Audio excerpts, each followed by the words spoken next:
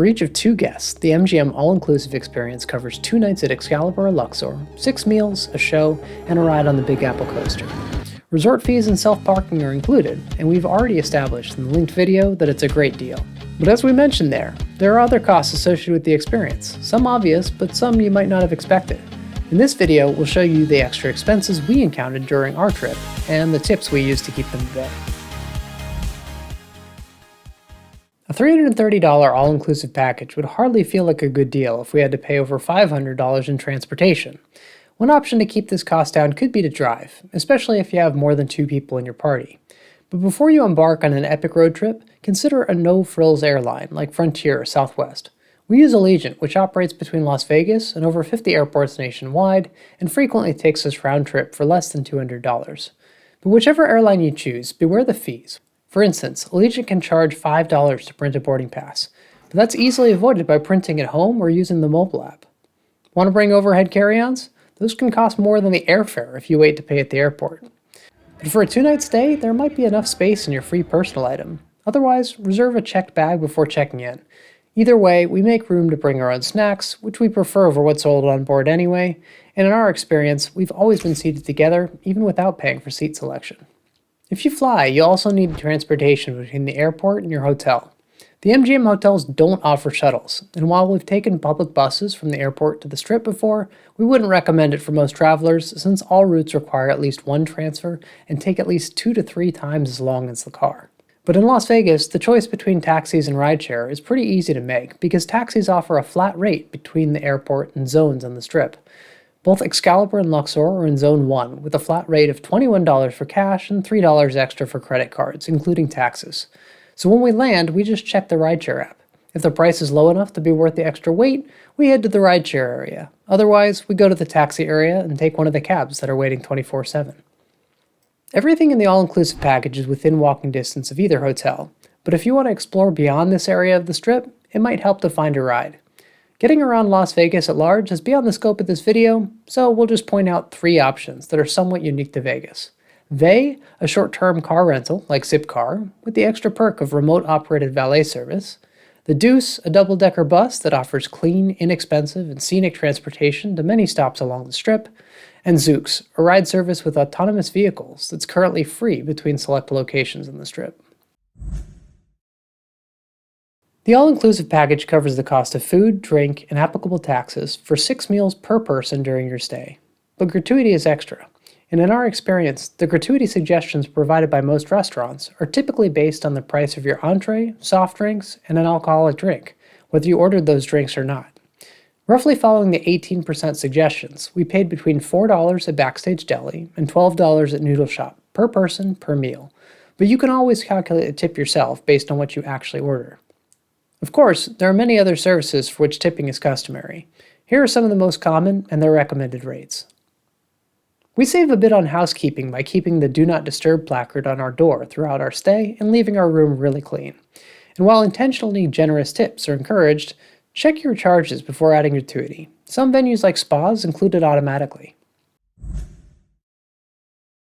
Most trips to Vegas involve a lot of walking, so even though major meals are provided, you may find yourself in need of a drink or snack throughout the day. To save, consider making a grocery run to CVS, Target, or Walgreens, or placing a delivery order at the beginning of your stay to stock up, since common goods can be much more expensive at the casino convenience stores. Also, for water, unless you have access to VIP check-in, complimentary filtered water is scarce outside of restaurants, so we fill up from gallon jugs from our grocery run or water fountains at the hotel gyms. For soda, for about $12 including tax, you can buy a souvenir mug at the Luxor and Excalibur food courts that gets free refills at over 50 locations on the Strip indefinitely. And coffee.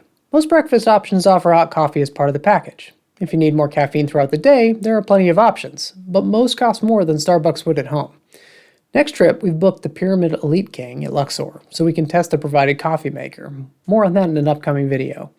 But typically, Christine makes instant coffee with her portable kettle, and I redeem a Starbucks reward for the biggest cold brew I can, keeping it chilled in our ice bucket between servings. Of course, a big reason that MGM can offer such a good deal on the all-inclusive package is that they expect you to gamble while on property. We keep our losses down by setting a gambling budget ahead of time and filling most of our time with other activities. Closely related, gambling requires cash, and ATM fees on the Strip can be close to $10. Consider bringing cash, finding an in-network ATM, or getting cash back during your grocery run. The all-inclusive package includes 3 drinks per day per person, but that's only on select options, typically domestic beers and house wines, and only at restaurants as part of your meals.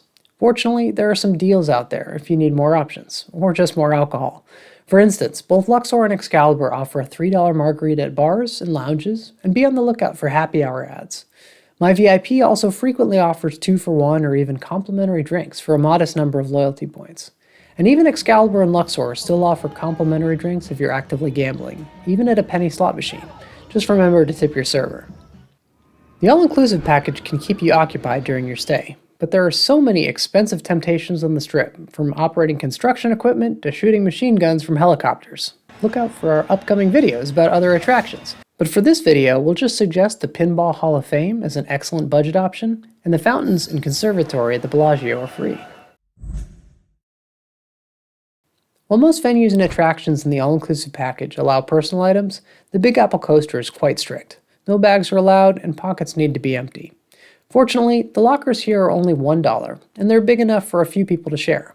However, some shows like the Blue Man Group also have restrictive policies, and the lockers there are more expensive, $5, so check the bag policy when booking tickets.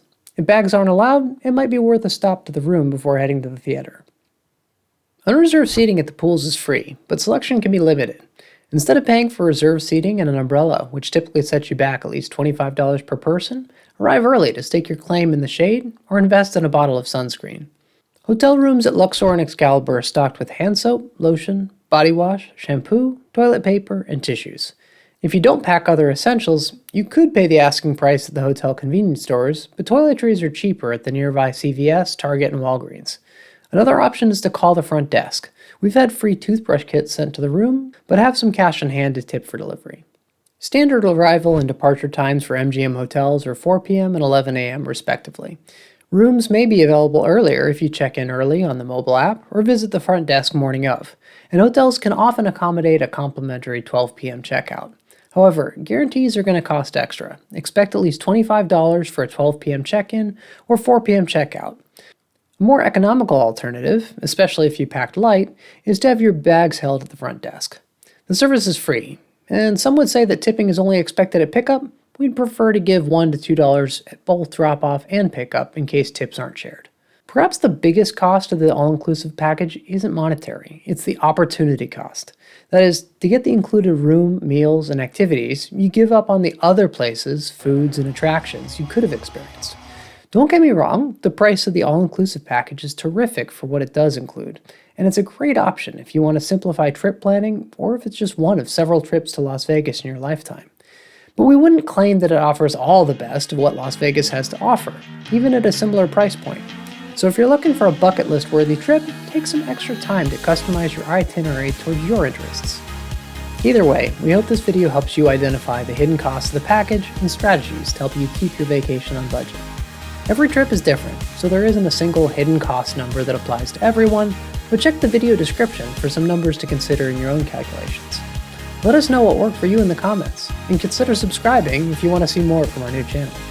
And surely our list here isn't exhaustive. How else did you save during your stay? And what should we try on our next trip? Hope to see you in Las Vegas.